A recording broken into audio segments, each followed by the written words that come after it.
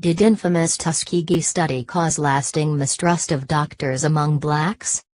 There is no question that the Tuskegee study is one of the most horrific examples of unethical research in recent history. For 40 years, ending in 1972, members of the United States Public Health Service followed African American men infected with syphilis and didn't treat them, although they told some men they did, so that they could see the disease take its course. There's also no question that this experiment shook the foundations of trust between Americans, especially Black Americans, and the medical establishment. A new paper argues that this wound was so severe that it led older African American men to avoid care, leading to a decrease in life expectancy of 1.4 years, accounting for about a third of the discrepancy in life expectancy between Black and white men by 1980. While few question that there are racial disparities in life expectancy or health care, and no one questions the utter lapse in ethics of the Tuskegee experiment, we should still be wary in connecting the two without a clear causal link. To do so compounds mistrust in the health care system. The recent study, published by the National Bureau of Economic Research as a working paper, meaning it has not yet undergone full peer review, combined data on mistrust of doctors from the General Social Survey, healthcare utilization from the National Health Interview Survey and mortality data from the Centers for Disease. All right. Good evening, everyone. My name is Daryl Moss. My friends call me D Moss, and we're looking to have an interesting conversation today.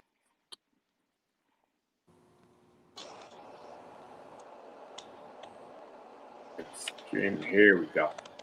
All right. So good evening, everyone. We want to have an interesting conversation. Can you guys hear me? Yes. Okay. I think my camera just froze up, but if you can hear me, we can get it started anyways. We're going to have we want to try and get a conversation started on why Black people tend to shy away from healthcare. I'm a 50-something-year-old Black male myself. I'll jump right into it. I have full coverage, great insurance plan, but I don't really do doctors. And I've run across a number of people who also do not trust the healthcare system. So that's not the entirety of the conversation, but I really want to talk about, from your perspectives, I really want to talk about why we don't do healthcare and what it will take to get Black folks to start taking a look at their health. And with that, I want to introduce everyone. Just take a moment and introduce yourselves. I'll start with Justin. Hello, everyone. I'm Justin Yard. I am co-founder of Our Journey Health and Wellness Center in Springfield, Massachusetts. I've been in the healthcare industry for about 7 years, starting off in post-PT, and now I'm a personal trainer and have certifications in plant-based nutrition. I work with my community closely in trying to get them.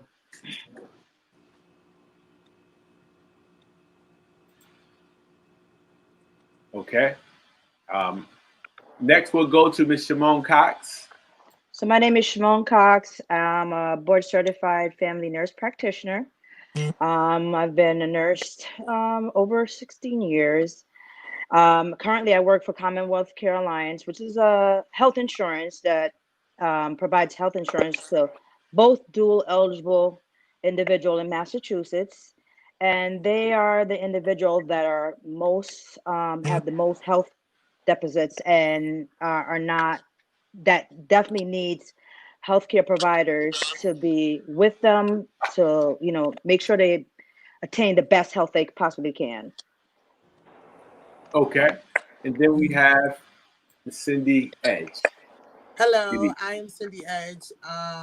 I am actually a psychotherapist. I've been that for the last 8 years. I work here in the community, and I'm excited to be on this panel to discuss a very important matter that has gone on for way too long. Okay, I'm so glad you all were able to join us this evening. So let's start talking about that. What are your perspectives in terms of, you can share your personal perspectives or professional, in terms of why Black people tend to not trust the healthcare industry, or what it will take to get our folks there. Let's just talk about, if we can just jump right in, give your perspective, whoever would like to go first. Personally, I think that I found, especially in my family, it's historical. Um, Lack of trust for healthcare providers to give accurate and understandable information to them.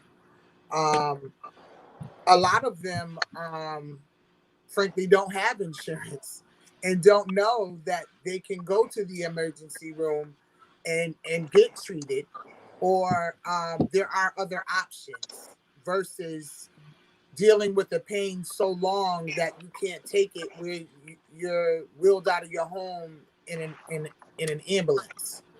Um, Trust is definitely a factor. I find that there's not a lot of doctors that look like us. Okay. Um, and I talk culturally competence. I find even for myself, my doctor I've had since I was very young, um, probably about 25 years I've been with her. But I know as a young child, it was very difficult for her and I to get on the same page because the way in which she handled me was Right. different. Okay. So internally, that caused me to not share certain things with her. And we had to build that rapport. I think it was probably around 16, 17 that I started trusting her. Karen is her name. We're on a first name basis now. And she turned out to be spectacular. But we had to build that rapport. She had to understand there's a certain way how you handle and talk to me. And therefore my mother, because she was the one paying as a young child. Right. I think just the way that the perception is big in a sense too. A lot of people perceive when they go to the doctor, they're going to list all these things that are wrong of you just for the money. Right. So I mean, there's different aspects. Everyone, has some reason or why they don't like to go to the doctor. But I find definitely trust is probably the number one thing that I hear. Okay, and that's fair. Ms. Cox, Justin? So for me, prior to working at the current job that I'm working at now, I used to be a nurse in the ER at Bay State.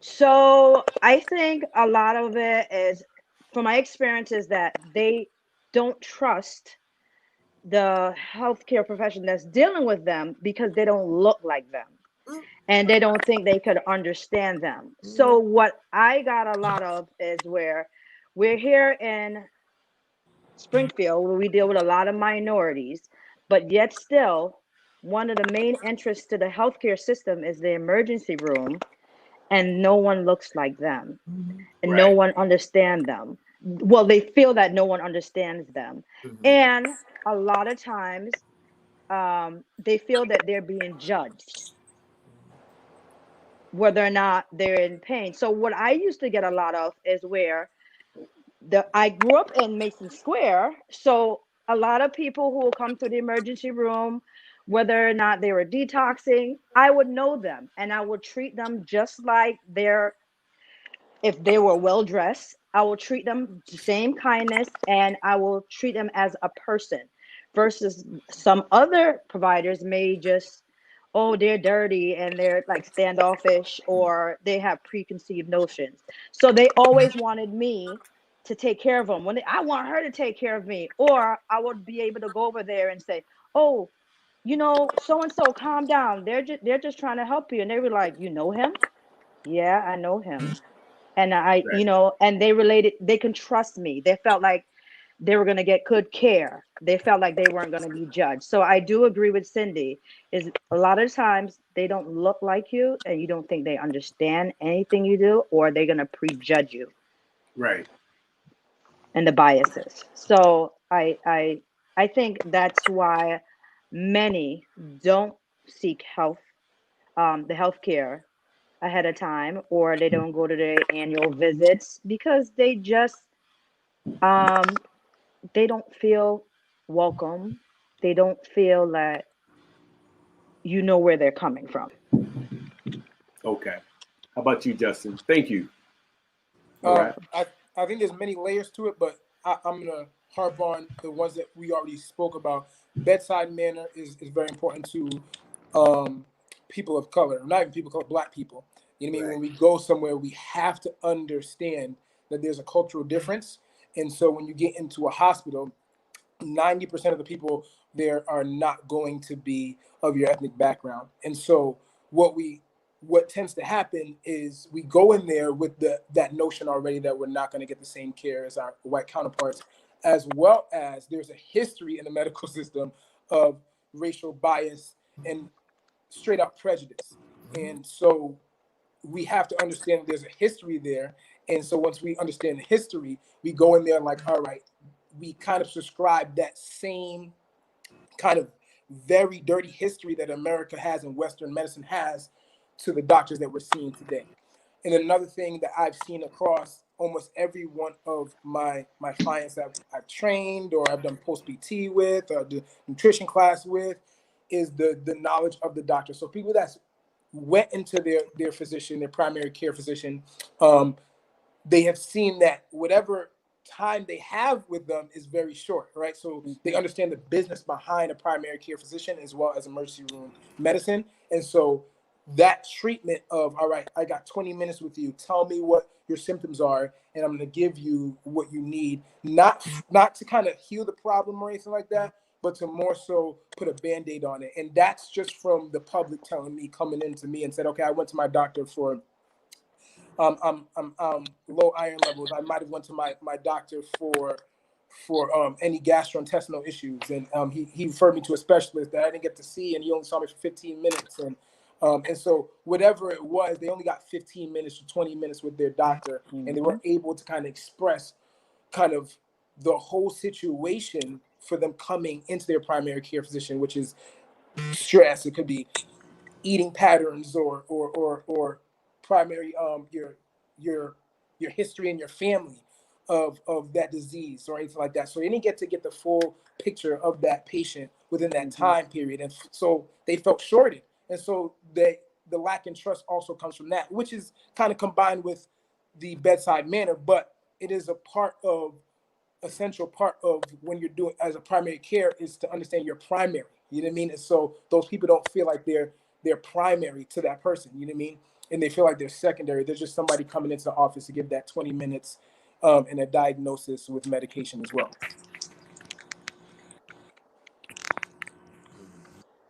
Perfect. All right. I had to take a quick break while you was doing that. So how do we move forward from there? Like, how do we move past the relationship things? How do we move past the misconceptions about what's going to happen once we get there? How do we start that? Aside from this conversation, how do we get there? I think that statistically, the lack of doctors that look like us, we need to increase those numbers because people tend to be more trusting and open and honest when they feel that there's a relatability amongst each other. Okay. Even in the mental health field, if a client is not comfortable with you and they feel like you know where they're coming from and you're not judging, you'll never get that rapport. They'll never open up, and it'll just be a revolving door of trying to build a rapport.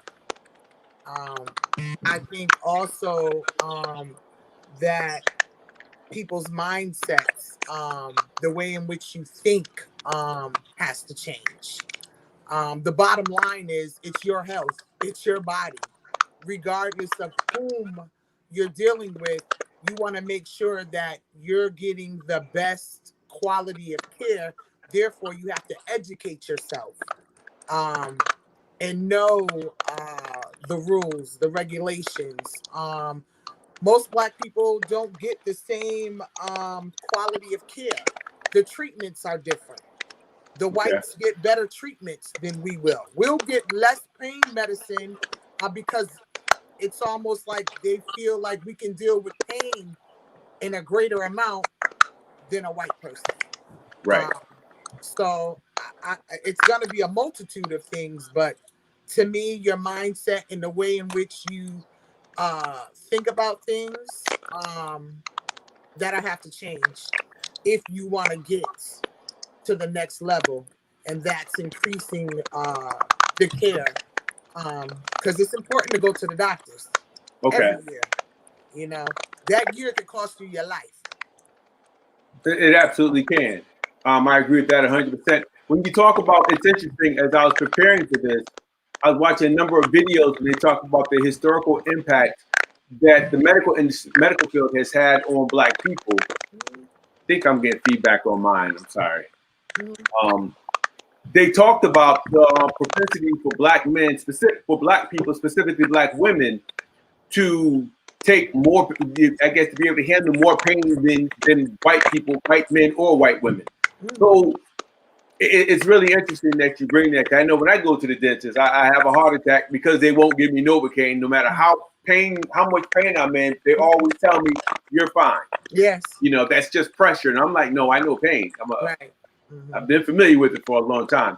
Right. So, yeah, I want to be able to come back to that one because I'm thinking now, in terms of their preconceived notions of us, as we talk about, you know, that being a generational thing. Do those family stories impact our apprehension with the medical field? Absolutely. Tuskegee Airmen. Right. Absolutely. That little project killed it for my uncles. They're never going to the doctors. They're going to inflict me. They're going to put this chip in my arm. They're going to do this. I get it. Those are your thoughts. But you don't know until you go. Right. Okay. And I see Justin, you're about to say something. Go ahead. You're on. Yeah, I think it's a double-edged sword, right? The doctor, especially emergency room medicine, is very important to emergencies. You know what I mean? There's a lot of different layers when it comes to medicine in the medical industry. We're talking about allopathic medicine, which is Western medicine, which is built upon, because every drug has to get researched, which is built upon the research obtained through unauthorized research by brown people, right? And so you can't do that and erase that history, because that was only 30 years ago that it stopped in the 70s for the Tuskegee experiment. That was 1972. That was 72. Yeah. Yep. That was yesterday. So there has to be two things, right? There's preventative medicine, there's your primary care, right? And then there's emergency room. Okay. And so it goes in a line. Like if you don't take measures to prevent these health issues, because the medical industry is the dairy industry, it's the Food, Drug and Administration. Understand that? So there has to be a collective group that meets, that is going to consist of brown people as well, to restructure this, because again, it's preventative medicine, right? It's your primary care, and then it's the emergency room. So if you don't prevent it, you're going to your primary care. If you don't listen to your primary care, or your primary care doesn't diagnose the situation, you're going to the emergency room. All right. And so all those areas have racial bias. So we have to get into the field, right, of disparity research, you know what I mean, and actually work with all three layers to be able to make sound decisions for our people, right? But it can't just be, I'm gonna become a doctor, because guess what? You go to medical school, it's a Eurocentric view. You can't escape that. It is Western medicine. It's not Eastern medicine at all. It's Western medicine. All right, which is modern, what they call modern medicine. And so there has to be an understanding that Westernization comes with colonialism, right? And so colonialism is the subjugation of brown people. So that's all they want. And until we get into these fields, right, in all three layers, we're going to be dealing with the issues for the rest of our lives. Because guess what? The education we're getting from med school, right, is Eurocentric. So is that a conflict? Is that something that our folk, that's not reassuring. Like if I was trying to look for a reason to go to the doctor, telling me that what medicine is westernized and it may not be as effective with me as it is white folk, how does that draw me in? Well, Also, I think. Go ahead, sorry. answer. Okay, sorry. You're on. No, go. I was saying, he can answer. I didn't. I'm getting a feedback on my phone. Oh, to me? Yes. Okay, so you're asking me how am I going to draw them in if I'm saying that it's from a Western point of view, correct? Oh, I'm sorry. Yeah. Okay, so how you draw them in is the preventative, right? You do go see your doctor. You do go see your primary care, right? But we also have to prevent a lot of these diseases. When you look in books that every doctor gets, whether it's pathology, anatomy, pharmacology, whatever you're studying on your way to med school, right? A lot of diseases are going to say environmental factors. And what that means is it can be food, it can be air quality, it could be anything that's environmental. And so environmental is not, we can't change all of it, but we have a good impact on our personal environment. And so the education, how I draw them in is education, right? Educate yourself on how to prevent these diseases. These diseases, these ailments, besides emergency room trauma and situations like that, these things can be prevented. And if you just educate yourself, that's where I'm trying to draw you in. I'm trying to draw you in to care about yourself first, right? Okay. Before you go see your primary care, because if you don't have the necessary information, right, you can end up taking a lot of meds that you may need for the time being, but may be on there for longer than you need to, because maybe diet and exercise can help that. All right. Right. So there's a lot of variables, but one of the biggest variables is educating yourself on the preventative measures for some of these diseases. And so that's how I would draw them in, is focusing on preventative measures. So for me, I think to get individuals to start going to the doctors, first we have to address some of their social determinant of health.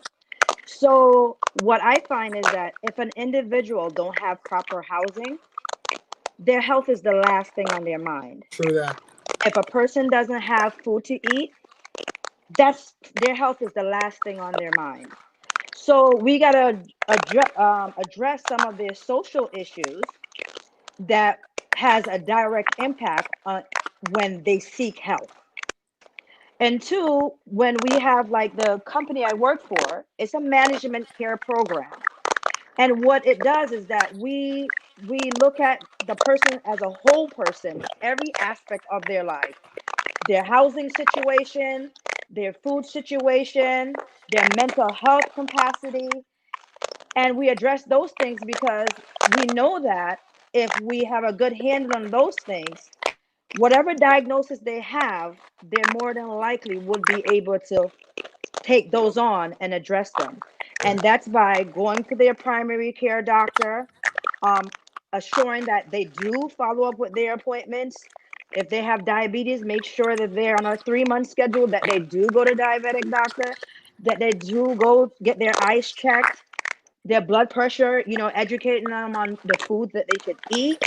And two, that's another thing too. We got to take a person's culture into play, because we live in a place where we have many Black people from different cultural aspects, and when you are teaching them the diet in which they should follow, when it comes to even diabetes, like a West Indian, how could you tell them, oh, don't eat as much pasta?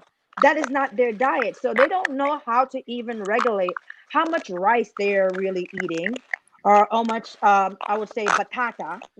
Even with the Hispanics, how much of that should I eat? How much sweet plantain should I eat? I've been eating this my whole life. Right. How do I adjust that to make sure my diabetes stay under control? You know? Right. And even codfish or bacalao, how do you tell a Jamaican or a Puerto Rican, you know, to refrain from eating as much? Because even though you have boiled the salt out, the salt content is still high, So we have to first address those disparities, have a good understanding of people's culture. So the doctor's got to be very cultural competent to be able to even adequately take care of their patients. Right. Okay, So that's a good. Okay. Anybody else want to jump in on that? Hold on. My still here. All right. Those are all great points. So, what type of messaging should we be sending out to the community? I hear everything you guys are saying. So, what's the first? What would be the first step? What would you recommend the first step be? As opposed to, I mean, if I'm not, can everybody hear me clearly? Yeah. Okay, I just want to make sure you guys can hear me. So, I'm listening to everything you guys are saying. You're absolutely correct. It's like if I have an injury, how do if I have diabetes, if I have some type of sickness, how would I go about choosing a primary care physician? Who should I look for? What should I look for? I know Miss Edge talked about relationships and building relationships. How would I start that process? I think that a lot of times word of mouth. If you have a good doctor and you know someone's looking for one, you can refer that person to that doctor. But what I will say now, the way that the healthcare is set up, you have to be within the realm of doctors. So that's limiting for some people. If you have an HMO, a PPO, you have to kind of go with their doctors. Okay. Which is something new that I just discovered over the last 30 days working with some clients. But I think that if you have because I've referred a couple of people to my doctor, some relatively new and some have been with her probably 5 years and they love her. Okay. I think that's a good way to start. But I think more importantly, letting people understand the importance of getting checked, the importance of why you need to go to the doctors. Hypertension Okay. is killing us faster than anything. Is that correct, Simone? Isn't it hypertension? Yeah, high blood pressure, diabetes, Reading. congestive heart failure. Diabetes and hypertension are the two biggest ones. Yes. So let me ask you, Shimon, what exactly is, I've been hearing it my whole life, I've known people who had it, but there are a lot of folks who may have it and not know. What exactly is hypertension? When you talk about black folks, we talk about hypertension, and as my grandmother used to say, diabetes or sugar. What exactly is hypertension and what is diabetes? Well, high blood pressure Yep. is actually where your blood pressure, it could be your vessels are constricted by for some reason due to maybe cholesterol, where there's plaque that builds up at the side of the walls that causes the pressure and to be higher in the valves. Right. So that's high blood pressure. Okay. There's different reasons why a person may have hypertension. It could be it could be they have bad kidneys that could cause you to have hypertension. But for the most part, is health, diet, and the food you eat contributes to you develop. And when the blood is so high in the valves, it works your other organs too. Your heart takes a beating. Every one of your organs really takes a beating. Same thing with diabetes. When there's too much sugar in your blood, where you're not producing enough insulin, knock down the sugar amount in your blood, or whether or not your body is unable to use the glucose correctly in your body. There's different reasons why you, there's type 1 diabetes, which is born with a faultiness of your system. You don't have the ability to use it. Type 2 is usually they refer to as adult onset. It's maybe where you're not using insulin or your body is not using glucose properly. So it's too much sugar being in your blood. Thinking about this, think about it like this: if you have a and glucose is a very part. If you have a strainer that you keep pushing something, a big particle through it, the strainer becomes inconstant. It cannot the blood after a while, so it ruins your kidney and it ruins every organ. So that's why you end up. Some people end up you get blind. A condition with your eye, you could get your blood pressure is out of whack. Is out of whack. It also to regulating your blood pressure.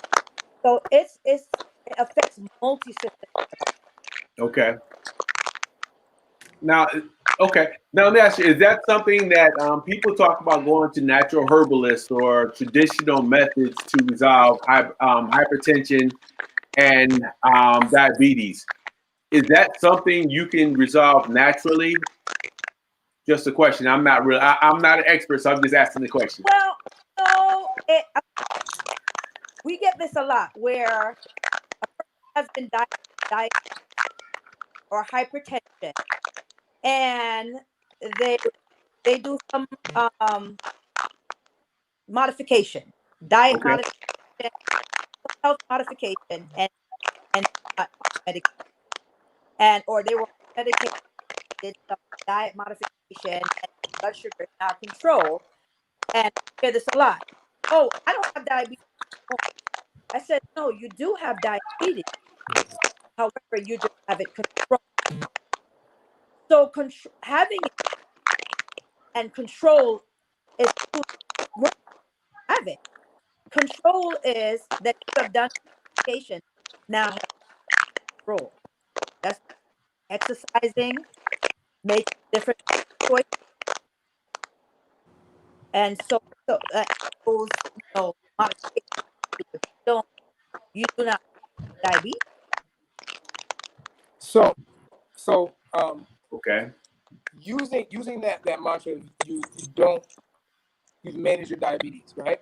If Mm-hmm. diabetes is governed by your A1C, which is you already know what your A1C is, and then Yeah. your sugars, right? If your Yeah, your A1C A1C is just a 3-month snapshot three of months, what yeah, your average sugar has been running average in your sugar, bloodstream. yep. So Mm-hmm. for people that don't know, yeah, that's just a 3-month average of your sugar levels in your bloodstream. Yes. If it's below the number, and then your sugars, right, your daily sugars, right, Mm-hmm. are below the diabetes marker, because I have situations where diet and exercise has Mm-hmm.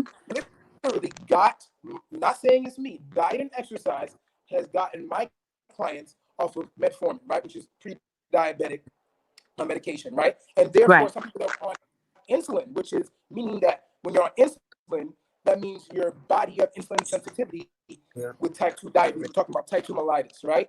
And so they went back to their doctor with this, like, oh, I don't know how your sugar levels got. And this has happened a multitude of times, right? Mm-hmm. Where their doctor has said, well, your diabetes has been managed.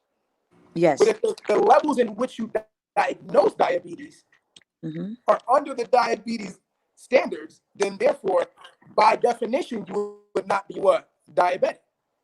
Right or wrong? Just a question. No, but if you were, you can always, you can control, you can get that number down. But if you were up there already, that's how you get diagnosed. You just don't get diagnosed. You just don't go to the doctor one time and you're diagnosed diabetes.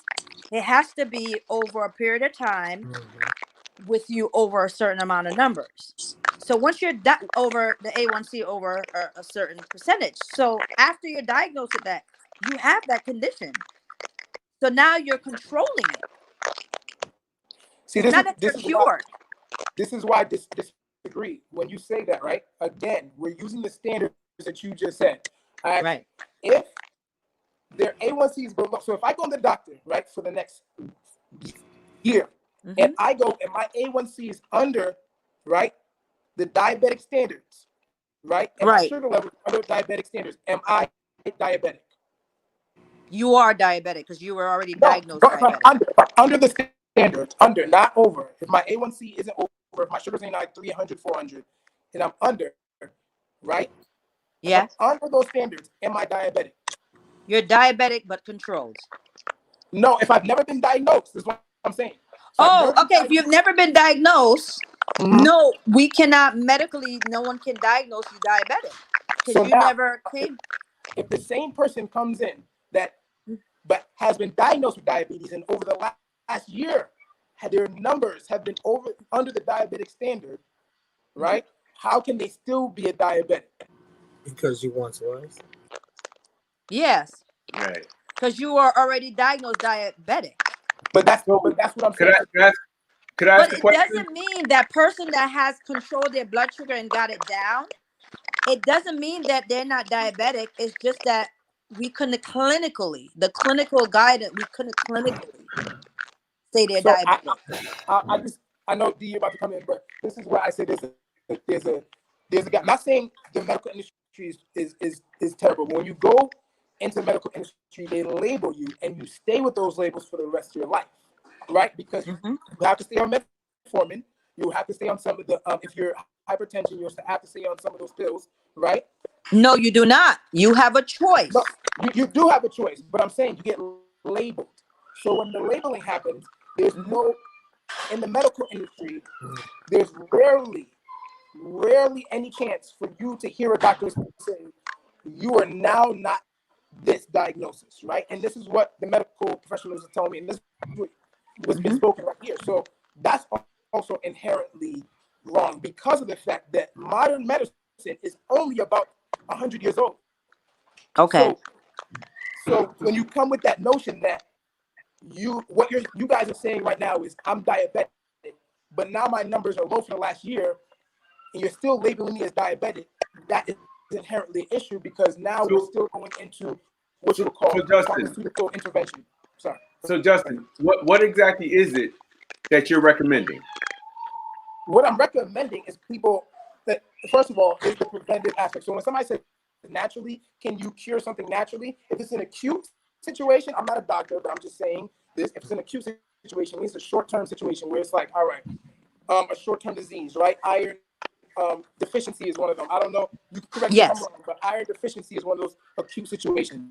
You can get your iron levels back up, correct? Right. So you have a history of iron deficiency. Yes, but there's different type of deficiency. There's different reasons why you have iron deficiency. No, I'm really talking about if it's acute or not. Like meaning if it's short term or chronic, long term. Right? It could be both. Okay. So if I'm telling somebody that what they're dealing with is going to be forever, then it really takes the responsibility off themselves to control their health, not completely, but it takes more onus on the doctor. And so then we don't take preventative measures, because if I tell you that I have the cure for you, or you're not going to be ever cured from this, I'm going to have to go back to the doctor. But like so you're saying that we have to make, so Justin, you're saying that basically we have to tell, when we're sending people, we have to make sure we give them a reason to get their arms around it so they can control it. So when Shimon talks about controls, we have to give people, what you're saying is give them a reason to feel as if they can control this so that it doesn't predominate their life. Am I right? Yes. You got it. I get it. I understand what you're saying. And so when somebody asks me, can you cure it naturally? Western medicine is Western, so it's a very short history. Now, when you look at Eastern medicine or Chinese medicine or Ayurvedic medicine, people in Japan, which is called Eastern medicine as well, they have a 2,000-year history of medicine. So they use natural herbs to control disease, chronic and acute. So we're in Western medicine, which people have to educate themselves. It's only about 200 years old. We're talking about 1700s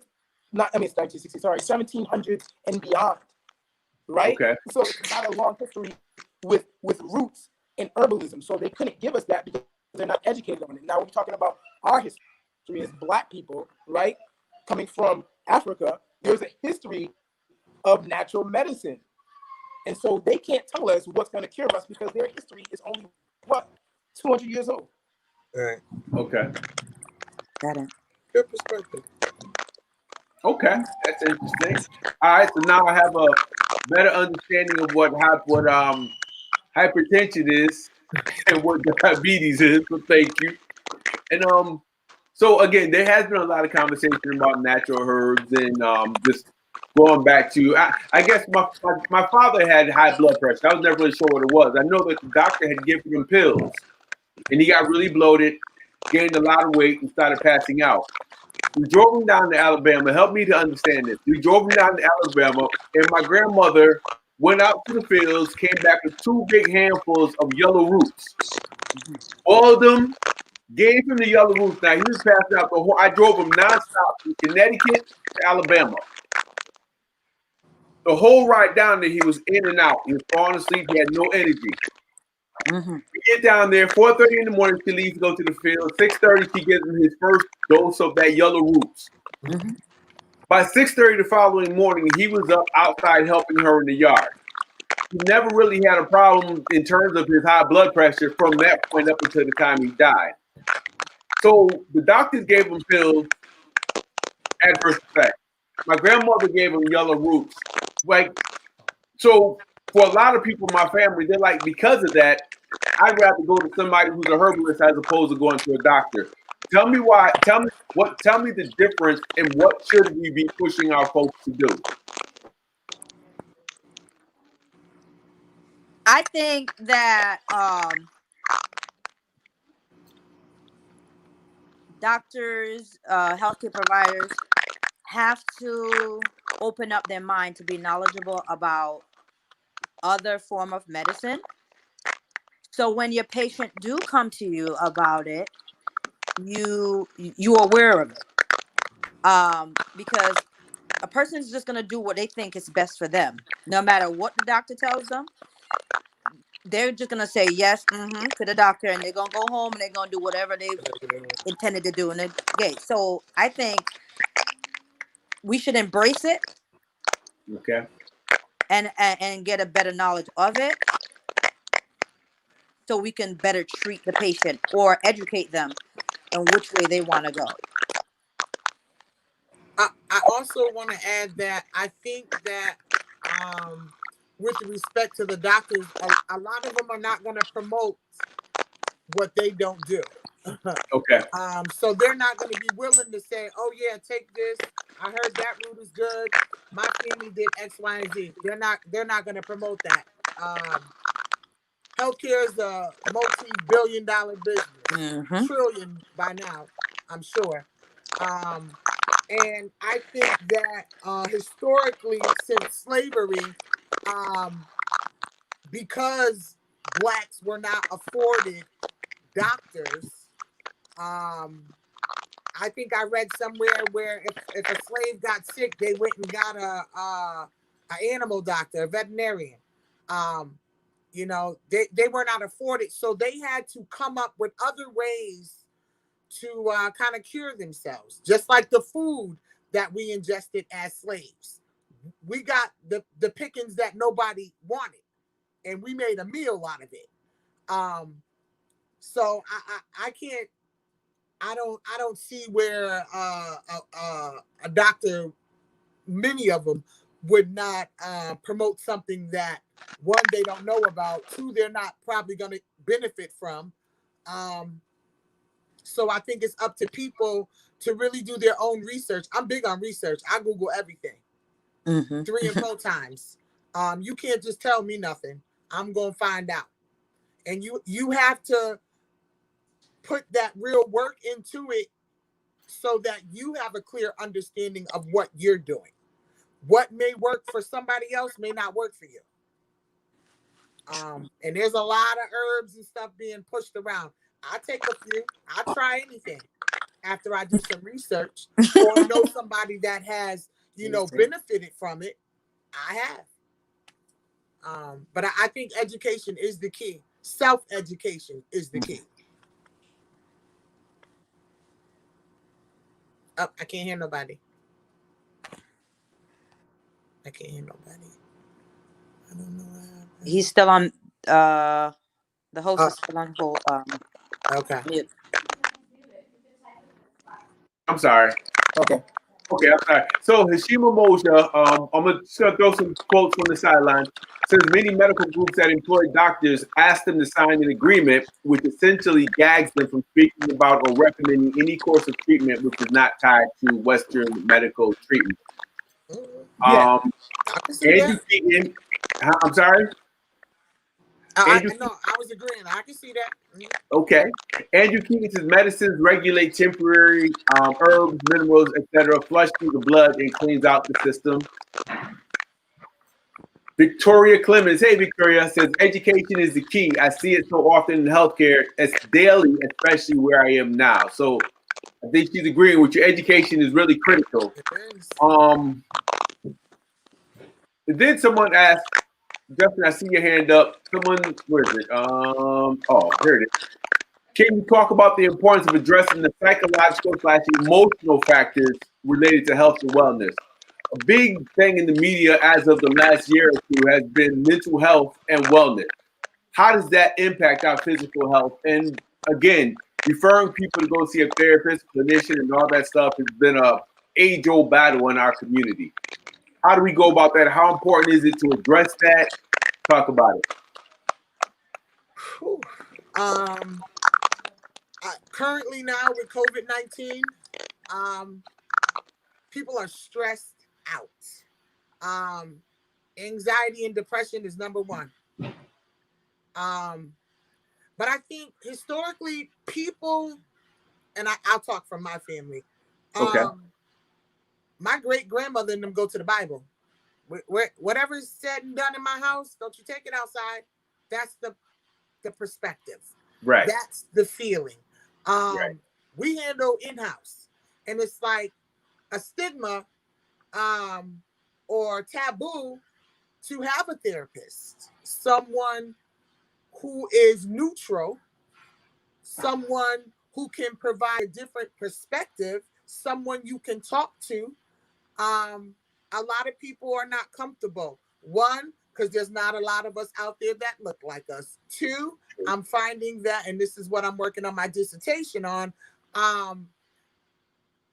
white people are not culturally able to identify with the struggles, where we come from, how we got here, and how we gonna get out of here. They don't understand our plight. They just can't get it. So Right. it's hard for them to construct therapeutic intervention strategies for us because you don't know us and you can't relate to us. It's important to have a therapist who is relatable, because if I can't understand you or your issues or where you're coming from, I'm not going to be able to help you.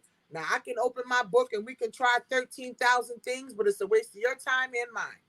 Right. So it's very important. And we are seeing a rise in the women clinicians. But what I tell you we do need is some Black men clinicians. I agree. That's what we need bad.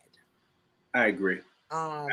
It's hard as a woman, and I have a couple of young men on my caseload, and I thank the Lord that I've been able to connect with them. But it was hard. It was hard. But it's definitely a need. I don't know. I really don't know why the struggle is for people to go to therapy, other than judgment, being judged. Right. Having people in the streets talking about them because they heard you go to a therapist. Like there's a number of reasons, but I think being judged and not having someone that look like you, understanding you, that's a hard pill to swallow. Yeah. Nobody wants to be seen as crazy. Nobody. And, So and that's where judgment comes in. It's a no judgment zone. No one, and I have to tell my clients all the time, I ain't no better than you. I got my own problems. You know, we all go through things. It's all about how you handle them. What is your goal? What are you trying to do? How are you gonna accomplish this goal? You know? Right. It's difficult. Okay. And when it comes to mental health, I think that's a whole broadcast on its own. That's a Yeah, it's a whole whole nother long subject. conversation, especially in our community, because we all got them cousins that we don't want to talk about. That auntie, you knew she was kind of crazy, and it's like, right. yeah. So Right. okay, and I see Justin, you were about to say something. I think people have to understand the link between actual stress and disease, and how closely related it is, and how it can be causation, like cause and effect. So, like if you're stressed, you're gonna have a higher likelihood, and you can correct me since you're a nurse practitioner. You're gonna have a higher likelihood of having hypertension, high blood pressure, right? You can even have somebody could even lean to say you can get you might be more prone to get diabetes, because anytime you're stressed, if you're in fight or flight mode, you know what I mean, you're going to call on sugars, and people eat during stressful times. And so there's correlation that doctors have to be very aware of when it comes to stress, because stress is a hormone. You feel it, so it's inside your body. Right. And it actually wears and tears on your body. And there has to be more education on that, because some people are very pragmatic, meaning they need facts to back that up. So you can just be like, hey, you need to go to a mental, you need to go to the therapist. They're like, for what? You know what I mean? They also are not trusting the effectiveness of the therapist, which they I understand, but they should go to a therapist as well, because they're very effective. Just talking to somebody is very effective, especially somebody that's trained in that field as well. Okay. So you're saying someone under a lot of duress or stressed out all the time, we're still looking at mental health and well-being, because some people kind of separate the two. Well, I'm just stressed, I'm okay. That's mental health and well-being, correct? Yeah. All right. So who should we send them to for that? Where do I send them? For if they're stressed out and to the point, you ever see someone who's stressed out to the point where they almost look sick and the behavior becomes really erratic? They just, they're undergoing a lot. Some situations you work with white people all day, and having to suppress your thoughts and your feelings all day long, you have headaches, and it's just, where do you go? Yeah. I think two things. With a situation like that, a person should definitely see their primary care physician. Absolutely. Okay.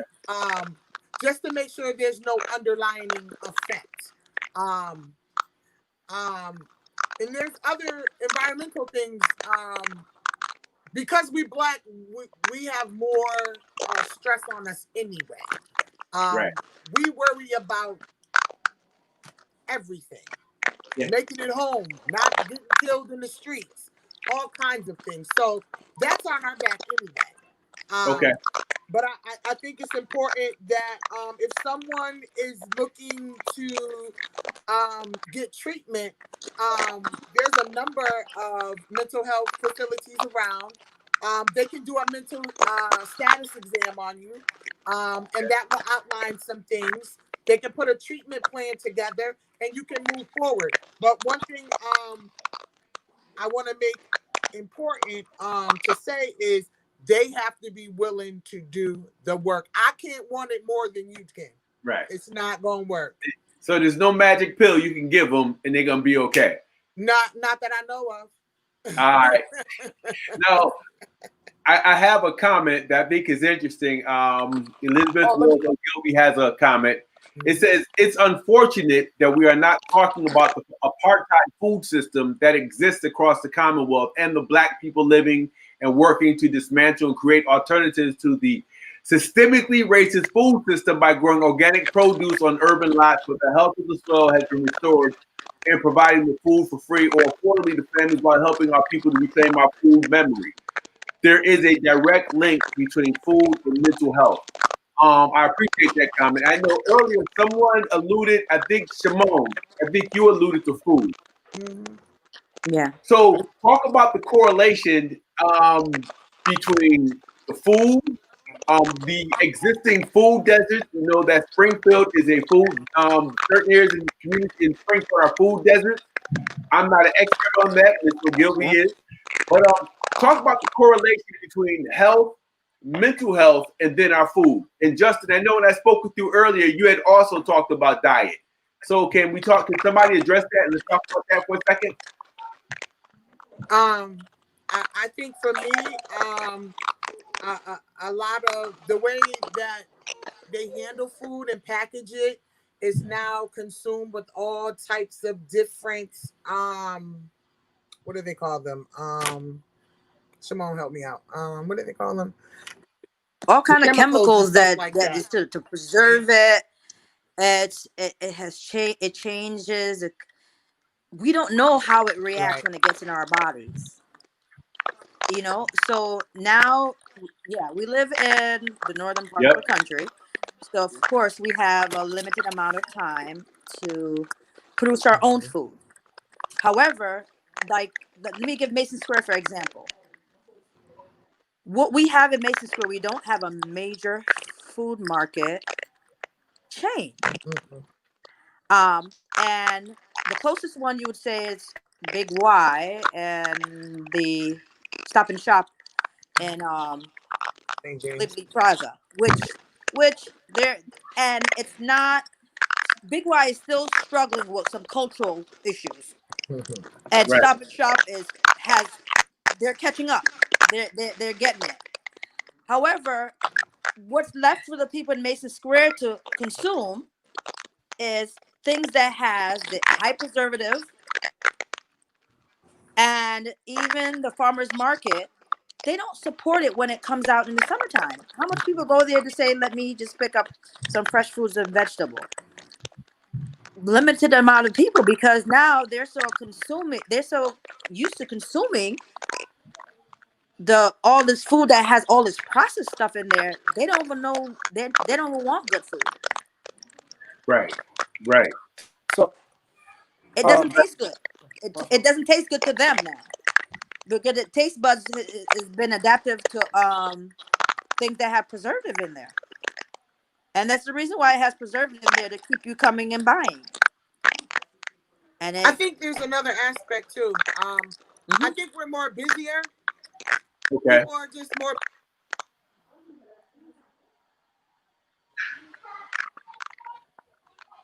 Uh-oh.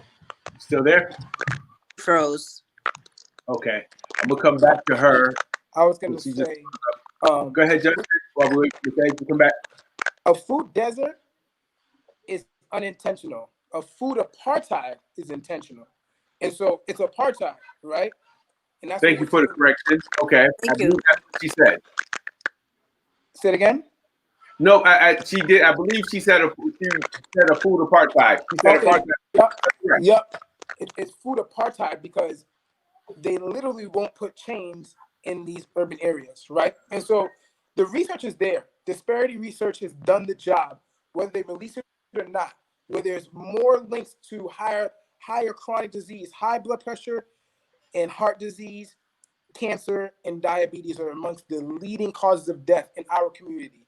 And there's a correlation between diet. So we understand that now in Western medicine, but we have not put the dollars behind it in education of the doctors. Now, if you ask the doctor, how many hours of nutrition have you taken? They will tell you less than 5, from what I've heard, within 7 years of doing schooling, right? And I think it's even more or less, right? Okay. So we have to, what are the resources we have in our community to now create quality food opportunities for the people in our community is the next question, because there's a link between preventing disease and your food that you're eating. So there's GTC, they have gardening classes, right, to grow your own food. D has a beautiful garden in his backyard. Vicky, you have this just beautiful, right? And they Yep. actually use the food from there, right? You have to Yes. also understand that there is Liz Ogilvie, who was just actually the one that commented. She actually helps people with their gardens. She did a program to put raised beds in anybody's backyard, even if they were in an apartment complex, right? Okay. And so there's so many resources that are there. Education, right? I always for Garden Eden, out in Garden Eden, there's other places in the community that will help you. All right, even mental health. You have the African Diaspora Mental Health Clinic, I believe it's Reverend called. Dave Lewis. Right. Dave Lewis, Yes. right? And so Yep. you Street. have these resources. Now use them because of the fact that I'll only say correlation. I'm gonna go as far because I live a different lifestyle. I will say and go on a limb. For me, it's causation. I had pre-diabetes, I had chronic asthma, right, and I had eczema, all three, and went to a primary care, right, and I went to the emergency room for both for the chronic asthma, right.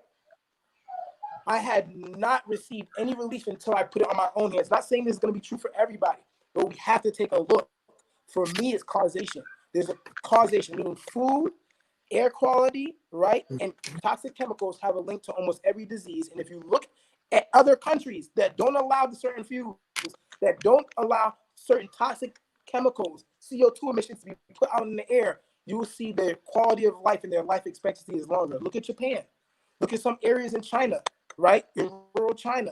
Look at some places in Africa, right? Let's really talk about in Africa where they don't even know the people's ages, and you can find some of this information out for yourselves. This is not what they call pseudoscience. Again, this is not pseudoscience. This is real science that they collected, but you don't see in the media.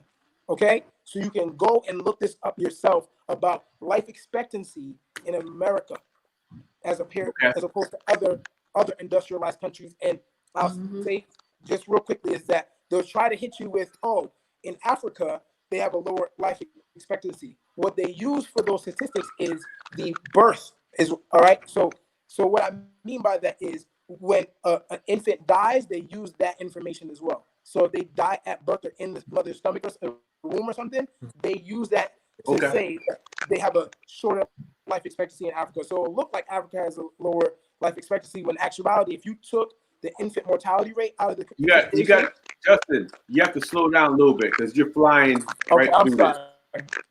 I'm sorry. So if you look at the infant mortality, if you take out the infant mortality rate and you just look at life expectancy for somebody that's ages like 5 and up, it's a longer life expectancy, and you can check this up on the internet.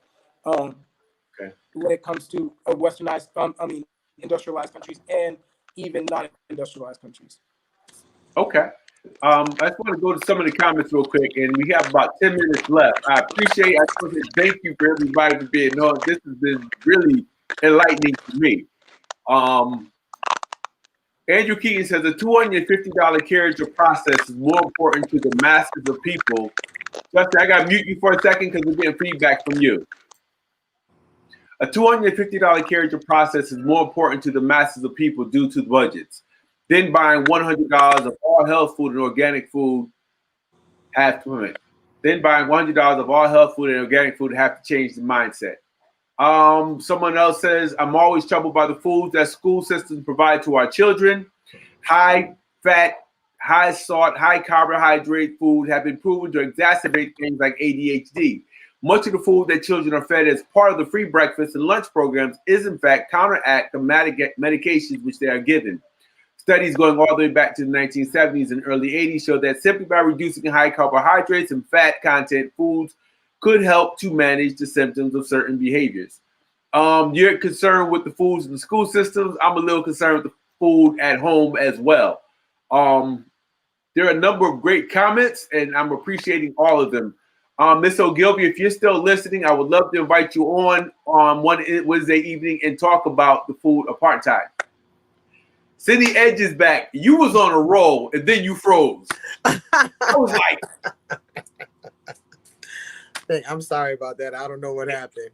I didn't even realize it. I was just talking. Do you remember what you were saying? Because I would like to hear you finish it. Then Justin, we can come back to you. I just want to see if Miss Edge can finish what she was saying before she froze. I think I was talking about, other reasons for, as far as like the food and what we feed our kids. And, I think we're a fast paced. Well, I know for myself, I'm constantly moving. And I know when my daughter was younger, it was easier for me in between class to just grab some McDonald's, not really thinking about the content of the food and how it was going to affect her later in life.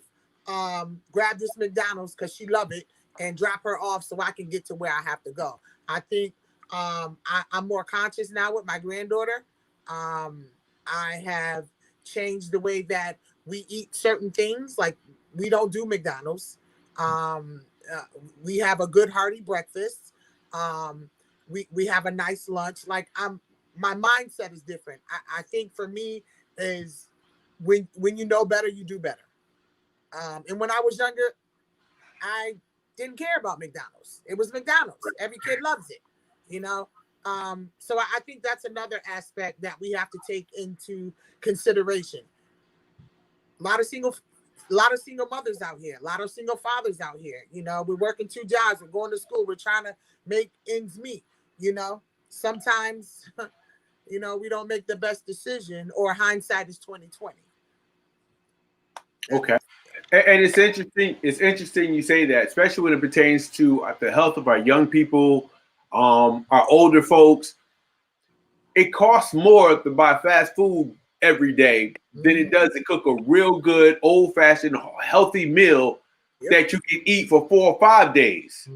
I remember going to the refrigerator for days and pulling out collard greens, and you know, I love my greens. That is healthy, right? Yeah, it is. Okay, Well, make sure. It is. That you use. I'm learning. Justin's laughing because my favorite meal is a honey bun. But I'm finding, as I pay attention to my budget, it's cheaper to have her go out to the garden, pull vegetables inside and cook them, and then also go to the store and buy. It's like hit certain stores and buy meals that will last all week and are also healthy for the babies. So, and I understand what people are saying. You know, you got $10, you got to feed 4 kids. I get it. Right. Sometimes you might be better saved going buy a big bushel of vegetables, cooking them and letting them eat that every day. Right. So I want to thank everybody for coming on. We didn't get to everybody. Ms. O'Gilvy says, please encourage family who receive SNAP benefits to use their hidden HIP benefit at gardeningthecommunity.org. You know what? I'm going to post it. Give me a second, people. Bear with me. Please encourage family who receive SNAP benefits to use hidden HIP benefit at gardeningthecommunity.org. Anyone who receives the SNAP receives an additional monetary benefit only available at farmers markets or farm stands anywhere from $40 to $80 a month. Great information. I think we have to utilize these digital platforms to get that information out there and to keep it out there. So again, everybody on the sidelines, you're just as valuable, and I appreciate you. It's 1:07. I said I wasn't going to keep everybody over an hour. Ms. Cox, Ms. Edge, I asked you guys last minute, and y'all came through like stormtroopers. So, Justin, I gave you that advance warning. I really want to say thank you, and thank you. And I'm hoping if you guys are available, we're trying to do this on a regular basis. And it's just information we really have to get out to our community any way we can. We talk about everything else. We talk about police brutality. We talk about the justice system. We talk about voting. But we don't talk about what we see in the mirror every day, and that's our health. That's our health. So if you guys have any closing thoughts, this is the time we would like to start. Just closing thoughts or information you want to share with the public before we close out the show. I just want to say thank you for affording me this opportunity. I'd love to do it again. I also gave out information, but I also received some good information. So thank you very much, panelists. You're welcome. Miss Simone.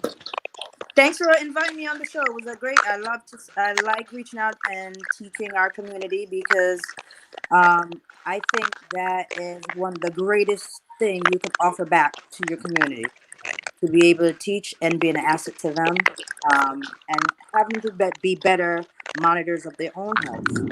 And as Justin says, you and Cindy, you have to want it for yourself, and education is the key to moving forward to a better health. Got you. Thank you so much. Justin. Just love yourself. If you love yourself enough, you'll take care of yourself. Just love yourself as much as possible. I love that. Okay. And then you're going to be back with us again next week. We're going to talk a little bit more, then also talk about health and fitness, correct? Yes, sir. All right. Again, everybody, thank you. We'll be back next Wednesday. If they don't give you a platform, create a platform, get the information out there. Much love, much peace, respect. My name is D. Moss, and we'll be back with you next week. Have a beautiful evening, everybody. Thank you. Good night. Good night.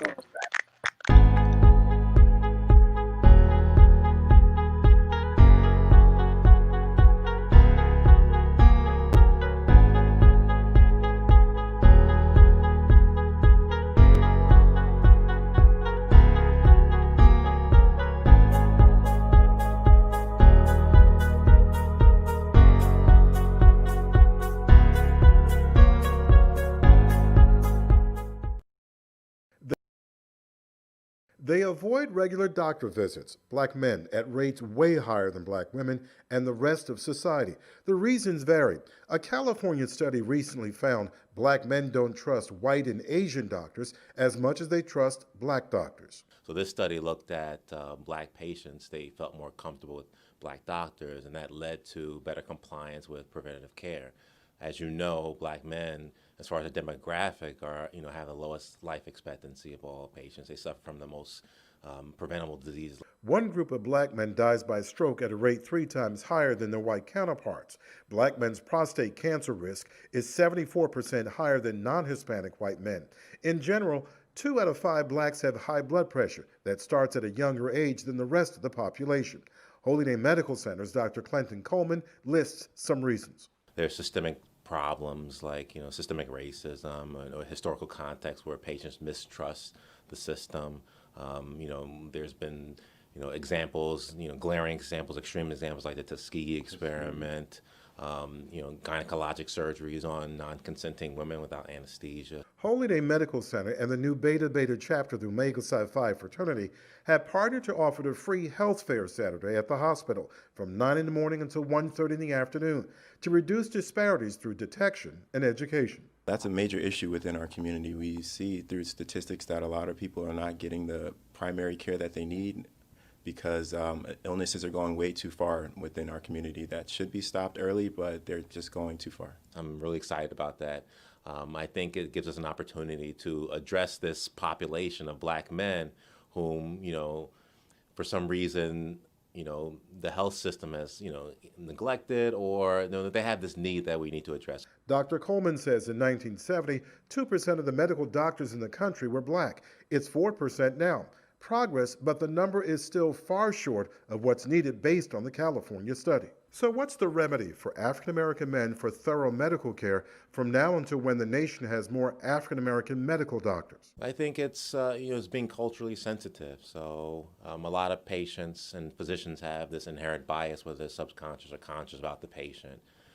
If I don't look like you, then I'm assuming that we use stereotypes. So I think just being aware that the patient that you see, regardless of their skin color or their gender or their sexual preference, has different needs, and we should address those. Dr. Coleman hopes Saturday's health fair will be a breakthrough. In Teaneck, Michael Hill, NJTV News.